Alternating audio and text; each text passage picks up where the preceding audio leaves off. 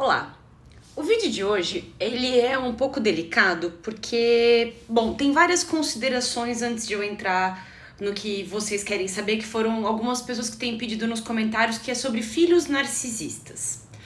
Tem um monte de coisinhas, detalhes que eu vou tentar abordar ao longo da minha fala para que algumas coisas fiquem claras a respeito desse assunto, porque pode ser um tópico um pouco sensível para algumas pessoas. Então eu vou começar dizendo o seguinte: vamos cuidar quando a gente rotula uma pessoa como sendo narcisista. Todos nós temos um pontinho narcisista, o que é bom. A gente precisa em algum grau se achar inteligente, interessante, capaz de fazer as coisas, isso é bom. O que a gente está falando aqui é de um padrão disfuncional que na sua forma mais intensa, mais completa e mais complexa e extrema, é o transtorno de personalidade narcisista. Então, a gente precisa cuidar quando a gente chama todo mundo de narcisista. Alguns de nós podemos ter isso um pouquinho mais elevado, uns traços mais evidentes, mas não qualifica a pessoa como ter um transtorno de personalidade narcisista.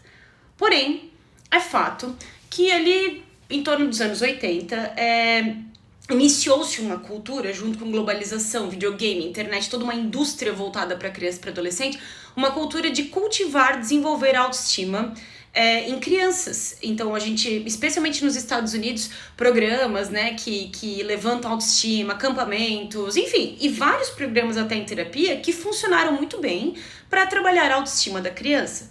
O que é diferente de trabalhar um sentimento narcisista na criança, que é o quê? Ela achar que ela é melhor do que todo mundo, que ela achar que tudo que ela faz é incrível e especial, e que, enfim, ela tá acima, ela merece mais coisas e mais privilégios. Infelizmente, não foram só programas adequados criados para dar uma levantada na autoestima, também surgiram técnicas e incentivos, especialmente a pais, que levantassem a moral dos seus filhos, porque aquilo era importante para o desenvolvimento. Dito isso, é importante dizer que ser cuidador, ser pai e mãe, ser o responsável pela educação, por nutrir uma criança, por criar uma criança, criar no sentido educação, cuidado, enfim, né? Acolhimento, é uma tarefa difícil. Primeiro porque cada um de nós tem um temperamento geneticamente herdado, isso não está no nosso controle. Segundo, que nós temos contextos diferentes, expectativas diferentes, famílias diferentes, países diferentes, que vão determinar muitas outras coisas do que a gente vai aprender em termos de comportamento. Isso é muito importante. Agora, se sabe, dentro de vários estudos e várias observações empíricas, e enfim, nós que trabalhamos com pessoas, que, em parte, é muito importante sim como os pais vão educar essas crianças quando a gente fala, dentre vários comportamentos, mas desses traços narcisistas. Tem uma diferença muito grande em eu alimentar a autoestima de uma criança e eu super avaliar o que a criança faz, ou super valorizar o que a criança faz, ou super protegê-la de uma maneira onde ela realmente acredite que ela é melhor do que todo mundo, que ela merece tratamento especial, ou que ela é de alguma forma especial. Porque existe um outro ponto. A gente ainda não sabe tudo o que a gente precisa saber sobre narcisismo e origens do narcisismo, ou do transtorno de personalidade narcisista. Quando eu falo narcisismo, é o patológico. Então a gente tem que ter muito cuidado nessa avaliação. Mas é fato, sim, que existe uma parte significativa que tem a ver com os cuidadores dessa criança ali no desenvolvimento dela, especialmente na infância e começo da adolescência. Classicamente, a gente psiquiatras, psicólogos só determinam que pessoas apresentam tal transtornos ou traços muito significativos de tal transtorno no final da adolescência, em torno dos 18 anos. Mas a gente começa a ver alguns comportamentos mesmo quando a criança é pequena.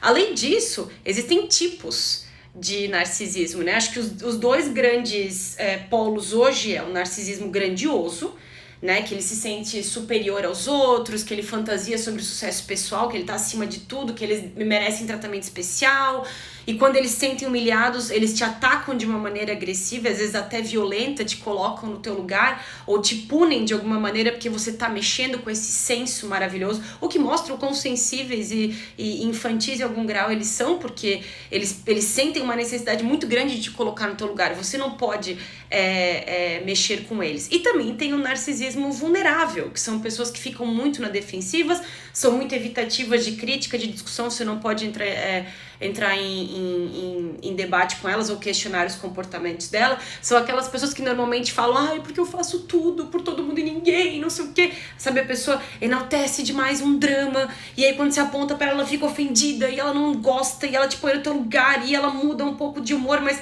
num sentido assim que você mexe com essa parte que ela é super sensível às coisas, né? Especialmente em relações interpessoais, ela é muito dodói, ela é muito... Mas claro, eu tô falando isso aqui, cada contexto é um contexto, a gente precisa lembrar disso, né? Cada pessoa é formada de uma certa maneira, e eu posso estar comparando aqui com um transtorno histriônico, mas geralmente, então, o narcisista vulnerável é aquele que é hipersensível à crítica e é bastante evitativo de discussões e bastante difícil de você ter uma interação, e tem um narcisista grandioso, que é o que acha que ele é a última bolacha do pacote, e, novamente, intensidades diferentes. Isso é muito importante pensar. Tem duas teorias grandes que determinariam o surgimento no ambiente, com a interação com as pessoas, do narcisismo. Seria ou a superavaliação dos pais, o excesso de elogio, cada elogio é muito né, é uma hipérbole, né? Ele é o melhor aluno da sala, ele é um gênio da matemática. E isso é uma constante.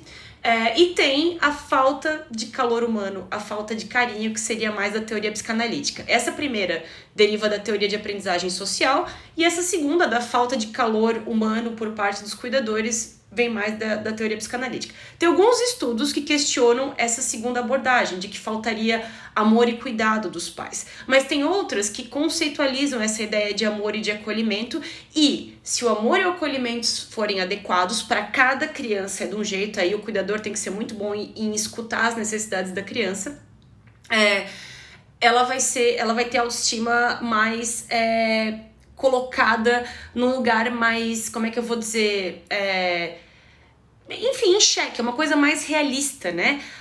Os pais demonstram afeto e calor e preocupação e até uma certa admiração pela criança, mas de um jeito muito específico e muito saudável, reforçando características que ela tem boas, sendo específicos com esse reforço, mas também reforçando que essa criança não é perfeita, que ela não é um super-humano, que ela tem limitações, assim como nós, pais, cuidadores, adultos, temos as nossas limitações e os nossas qualidades não tão boas e aquilo que é tão difícil pra gente alcançar, enquanto que a supervalorização, a superavaliação é você o tempo inteiro dizer: meu Deus, que trabalho maravilhoso, meu Deus, como você é um gênio, meu Deus.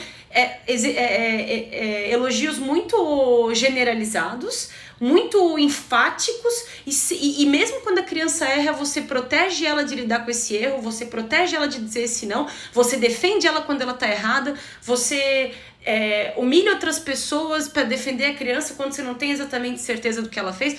É importante um envolvimento muito perto, assim, com a criança, de diversas maneiras, né? Pais que não tem muito essa coisa do acolhimento, do calor, eles costumam expressar pouco afeto, pouca apreciação, pouco efeito positivo para suas crianças, né? E eles demonstram pouca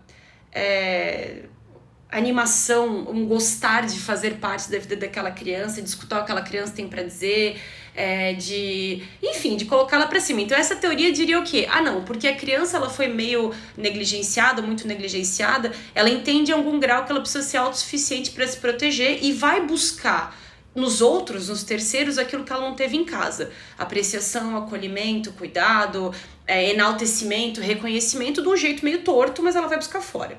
Ao passo que a criança que é super avaliada, super valorizada, ela espera isso de todo mundo, porque ela teve isso em casa o tempo inteiro, constantemente. De novo, aqui são detalhes, frequência, intensidade, contexto, mas isso aqui é importante.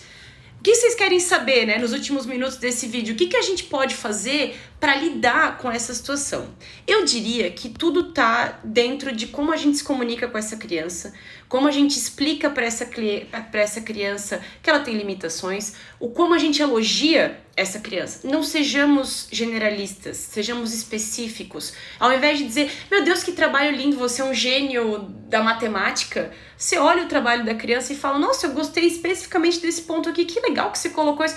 Sabe, elogio quando precisa, sobre pontos específicos, dentro de uma média, não sempre exagerando, maximizando, você é sempre o melhor, né? Você é sempre o mais incrível, não deixando de fazer críticas construtivas quando a criança precisa, não deixando de participar. Ensinem desde pequeno aquela lógica de não faça para os outros o que você não quer que faça para você, use exemplos seus. Participe da vida da criança ao ponto que você vê essas situações acontecendo na vida dela e exerça a empatia, porque empatia tem um pouco de inato, mas também tem um pouco de você ser racional diante das situações e entender a hora que você tem que recuar e dar espaço para o outro. A hora que você tem que se segurar porque você não é tão bom em tal coisa quanto o outro é, mas você é bom em outras coisas. A melhor forma de lidar e manter as suas crianças em xeque é, desde sempre, no máximo possível que cada pai cuidador pode fazer é elogiar com especificidade, com carinho, com atenção, mas também apontar de jeitos realistas as capacidades e o que a criança alcançou e reforçar o exercício da empatia. Eu acho que essas são as melhores formas de você manter as suas crianças em xeque quando se fala de narcisismo. Espero que você tenha gostado desse vídeo. Se tiver mais crítica ou sugestão, por favor, deixa aqui. Assina o canal. Participa lá no Instagram, que eu faço lives de vez em quando. A gente conversa sobre várias coisas, incluindo narcisismo e várias outras questões. E a gente se vê no próximo vídeo. Até mais!